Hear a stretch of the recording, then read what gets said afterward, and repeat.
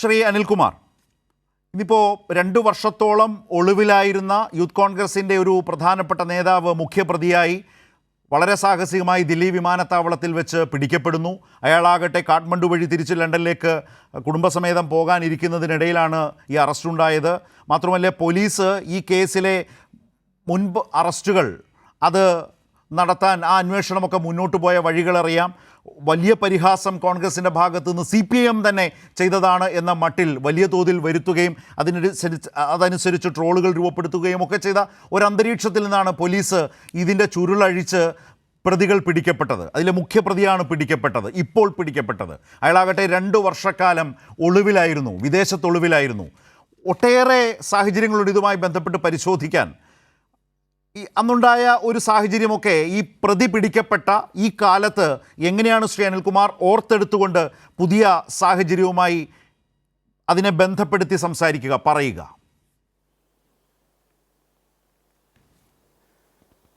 ശരത്ത് ഇവിടെ മാധ്യമ പക്ഷപാതിത്വത്തെക്കുറിച്ച് പറഞ്ഞു. ഈ കേസിലെ പ്രതിയെ മാധ്യമങ്ങൾ കണ്ടെത്തിയിരുന്നു.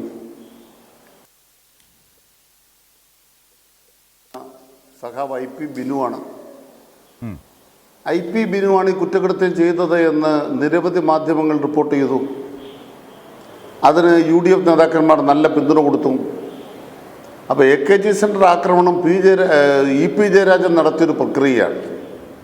അതിൽ CMI ടീച്ചർക്ക് ഏതോ മനസ്സറിവുണ്ട്. CMI ടീച്ചർ അവിടെ കിടുങ്ങി എന്നൊക്കെ പറഞ്ഞപ്പം പ്രതിപക്ഷ നേതാവിൻ്റെ ഒരു ശബ്ദമാണ് കിടുങ്ങാക്ഷി അമ്മ. EP ജയരാജൻ ആളെ വിട്ട് AK സെൻറ്ററിന് സ്ഫോടക വസ്തു ബോംബെറിഞ്ഞപ്പോൾ ഉടനെ അവിടെ കിടുങ്ങാൻ CMI ടീച്ചറെ ഹാജരാക്കിയിരുന്നു. ഇവർ രണ്ടാളുടെ കൂടിയാണ് ഈ പരിപാടിയെല്ലാം ചെയ്യുന്നത്. ഇത് കേരളത്തിലെ ഇടതുപക്ഷത്തെ പരിഹസിക്കുക എന്ന് മാത്രമല്ല, എല്ലാ ദിവസവും ഒന്നുപോലെ മാധ്യമങ്ങളിൽ ചർച്ചയായിരുന്നു, ചോദ്യമായിരുന്നു, കിട്ടിയോ? 2 ഭാഗത്തായിരുന്നു പെശക്. ഒന്ന്, CPM ആണ് ഈ കുറ്റകൃത്യം ചെയ്തു എന്നുള്ള നിലയ്ക്ക് അവതരിപ്പിക്കാൻ്റെ പരിശ്രമം. രണ്ടാമത്, മാധ്യമങ്ങൾ CPMൻ്റെ തലയിൽ വെച്ച് കെട്ടി. മാത്രമല്ല, കേരളത്തിലെ പോലീസിന് കഴിവൊന്നുമില്ല ഇത് കണ്ടുപിടിക്കാൻ. പക്ഷെ വളരെ ശാസ്ത്രീയമായ രീതിയിലാണ് അന്വേഷണം മുന്നോട്ട് പോയത്. പ്രതിയിലേക്ക് ചെന്നെത്തിയപ്പോൾ കേരളത്തിലെ KPCC പ്രസിഡന്റ് പറഞ്ഞൊരു കാര്യം നിങ്ങൾ ഓർക്കണം. KPCC പ്രസിഡന്റ് പറഞ്ഞു, ചോക്ലേറ്റ് കൊടുത്തു, എന്നിട്ട് ആ കുട്ടികളെ കൊണ്ട് പറയിപ്പിക്കുകയാണ്. ഇവരെ ഈ കേസിൽ പ്രതികളായിട്ടുള്ള ആളുകൾ, ഒരു വനിതാ നേതാവ് അടക്കമുള്ള ആളുകൾ ചെയ്ത കുറ്റകൃത്യം കണ്ടുപിടിക്കപ്പെട്ടപ്പോൾ അവരെ മൊഴി കൊടുക്കാൻ നിർബന്ധിതമായി. സത്യത്തിലേക്ക് എത്തിയപ്പോൾ വളരെ ശാസ്ത്രീയമായി ഒരു പ്രത്യേക ബ്രാൻഡുള്ള ഒരു ഷർട്ട്, ആ ബ്രാൻഡഡ് ഷർട്ട് ഉപയോഗിച്ചതുമായി ബന്ധപ്പെട്ട് കേരള പോലീസ് വളരെ ഫലപ്രദമായി അതിന് അന്വേഷണം കൊണ്ടെത്തിച്ചു. അപ്പോൾ എന്തായിരുന്നു കേരളത്തിലെ കോലാഹലം? KPCC പ്രസിഡന്റ് തന്നെ പറയുകയാണ്, ചോക്ലേറ്റ് കൊടുത്തു, അവരുടെ ബോധം മറഞ്ഞു, എന്നിട്ട് മൊഴിയെടുപ്പിക്കുകയാണ്. ഒരു ചോക്ലേറ്റ് അന്വേഷണമല്ല കേരള പോലീസ് നടത്തിയത്. ഇവിടെ കൃത്യമായി കാണേണ്ട കാര്യം എന്താണ്?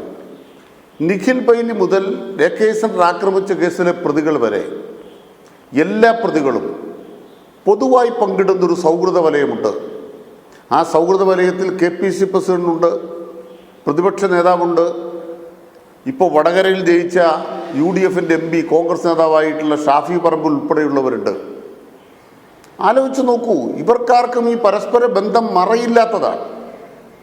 മാത്രമല്ല, ഈ കൂട്ടാളുകളാണ് പരസ്പരം കൂടിയാലോചിച്ച് കുറ്റവാളികളായി പ്രവർത്തിക്കുന്നത് എന്ന് വരുമ്പോൾ അതിനെ എതിർക്കുന്ന, അക്രമരാഷ്ട്രീയത്തെ എതിർക്കുന്ന ഒരാൾക്കും ഇതെതിർക്കാൻ തോന്നുന്നില്ല. AKG സെൻറ്ററിന് ബോംബെറിഞ്ഞു എന്ന് പത്രവാർത്ത കൊടുത്ത മാധ്യമങ്ങൾ പിന്നീട് പതുക്കെ അത് കോൺഗ്രസ് ആണ്, യൂത്ത് കോൺഗ്രസ് ആണെന്ന് കണ്ടെത്തിയപ്പോൾ ബോംബ് മാറ്റി സ്ഫോടക വസ്തുവായി. വേറെ ചില മാധ്യമങ്ങളിൽ അത് പടക്കമായി മാറി. അപ്പോൾ പാനൂരിലെ ഇലക്ഷൻ കാലത്ത് ഒരു ബോംബ് പൊട്ടിയതുമായി ബന്ധപ്പെട്ട് CPMനെതിരെ ഈയിടെ ഈ തെരഞ്ഞെടുപ്പ് കഴിഞ്ഞിട്ടാന്ന് തോന്നുന്നു ഒരു സ്ത്രീ അവതരിപ്പിക്കുകയാണ്. അപ്പോൾ ചാനലുകാർ വന്നിട്ട് ഒരു ബോംബ് സ്ഫോടനം ഉണ്ടായതുമായി ബന്ധപ്പെട്ടവരോട് പറയുകയാണ്, പാർട്ടിക്കാരൊരു 3 ബോംബുമായിട്ട് അയലോക്കത്തെ പറമ്പിൽ നിന്ന് പോയി. ഉടനെ നമ്മുടെ നാട്ടിലെ മാധ്യമങ്ങളെല്ലാം കൂടെ പാർട്ടിക്കാരിങ്ങനെ ബോംബ് കൊണ്ട് നടക്കുകയാണ്. പോലീസുകാർ ആ കുട്ടിയോട് ചോദിച്ചു, ഏതാണ് ഈ 3 ബോംബ് കൊണ്ടുപോയ അടുത്ത പറമ്പ് ഏതാണ്? ഏത് പാർട്ടിക്കാരാണ് കൊണ്ടുപോയത്? അപ്പോൾ ഉത്തരം പറയാതിരിക്കാൻ മാർഗ്ഗമില്ലല്ലോ. കളവല്ലേ, പിടിക്കപ്പെട്ടു, ബോംബല്ലേ കൈകാര്യം ചെയ്ത്, ബോംബ് കണ്ടു എന്നല്ലേ പറഞ്ഞത്. അപ്പോഴാണ് പറയുന്നത് എനിക്ക് 11 വയസ്സുള്ളപ്പോൾ 26 കൊല്ലം മുമ്പത്തെ കഥയാണ് പറയുന്നത്. അതൊരു ദിവസം മുഴുവൻ കേരളത്തിൽ ഓടിയ കഥയാണ്. ബഹുമാനപ്പെട്ട ശൈല ടീച്ചറെ വളരെയേറെ അപമാനിച്ച ഒരാൾ അയാളെ വിശുദ്ധനാക്കാൻ ഒരു പടക്കം കൊണ്ടുവന്നു. ഏത് പടക്കം?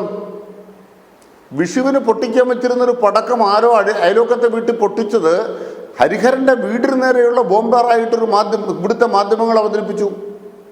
അതോടുകൂടി ഹരിഹരൻ ആ ബോംബേറിനകത്ത് കുറ്റവിമുക്തനായി. അതോടുകൂടി മാധ്യമങ്ങൾക്ക് ഹരിഹരൻ വിശുദ്ധനായി.